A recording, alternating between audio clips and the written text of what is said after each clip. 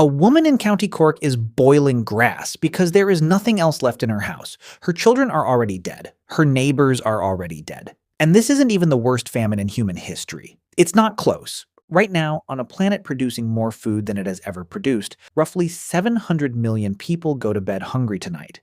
That number should terrify you, but what you're about to hear will make it look almost survivable, because for most of human history, hunger wasn't an inconvenience. It was an extinction event with a start date, a body count, and sometimes a paper trail leading straight back to the people who caused it. So how bad did it actually get? Let's go back to 1315. Europe had just spent 3 centuries growing fat on good weather and easy harvests. Then, in the span of a single year, the rain simply refused to stop. Crops rotted in the fields across England, France, and Germany. Grain prices tripled, then tripled again.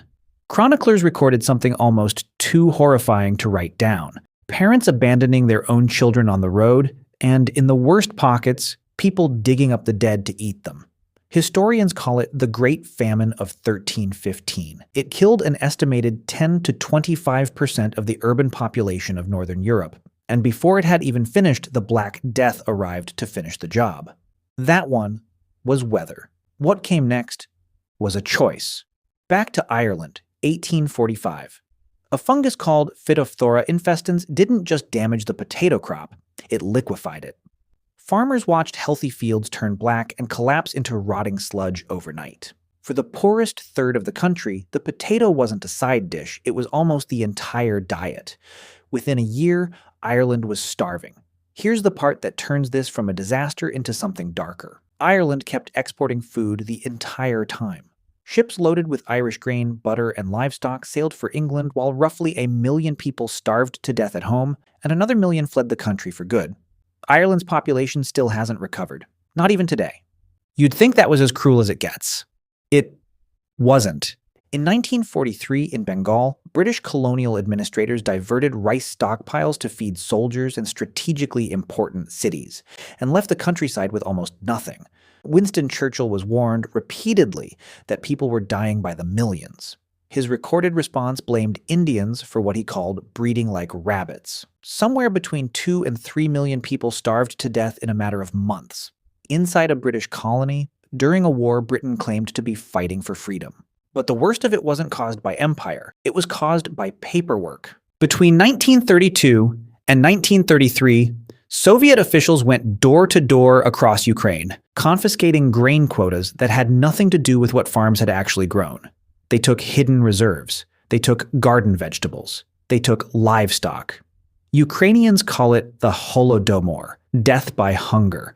Borders were sealed, and peasants caught trying to leave in search of food were shot on sight. Somewhere between 3.5 and 5 million people died, most of them in a single winter, while Soviet officials insisted in public that nothing unusual was happening at all. Even that isn't the deadliest famine ever recorded. Between 1959 and 1961, during Mao Zedong's Great Leap Forward, local Chinese officials, terrified of reporting failure, exaggerated their grain harvests to Beijing. The central government then set quotas based on numbers that were never real and collected the grain anyway, from villages that had nothing left to give. Estimates of the death toll range from 15 million to 55 million people. Even the low end makes this the single deadliest famine in human history. Bigger than World War I, bigger than the Holodomor and the Bengal Famine combined. Entire villages vanished from maps. Investigators later documented families surviving on bark, on leather, and in the most extreme cases, on each other. Local officials kept sending glowing production reports to Beijing the entire time, because reporting the truth was more dangerous than starving. This wasn't ancient history. It happened within living memory of people alive right now, and it kept happening. In North Korea in the 1990s, a famine survivors still call the Arduous March killed somewhere between 600,000 and 3 million people, while the state kept funding its military and its ruling class. Nobody agrees on the real number, because the government that caused it has never allowed an honest count. 6 famines. 6 different centuries, continents, and causes. And underneath all of them, the exact same mechanism, hiding in plain sight. It was almost never simply about a lack of food. Ireland kept exporting grain. Bengal's rice went to the cities. Ukraine's harvest went to Moscow. China's numbers went to Beijing before the food ever did. Scarcity is natural. Famine, almost every time, is a decision somebody else made for you, and your body still remembers every one of them. That craving for salt, for fat, for anything calorie-dense isn't random. It's a survival algorithm built across 10,000 generations of ancestors who watched famine take everyone around them and lived only because they hoarded every calorie they could find.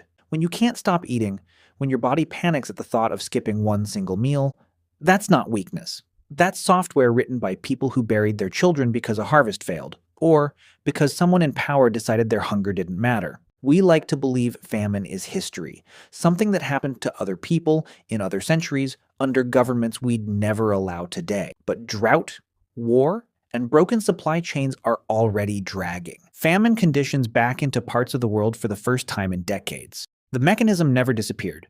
It just went quiet. That woman in County Cork, boiling grass because there was nothing left, wasn't a historical anomaly. She was the rule for most of the time humans have existed. You are the anomaly, standing in front of a fridge that has never once been empty, deciding there's nothing good to eat.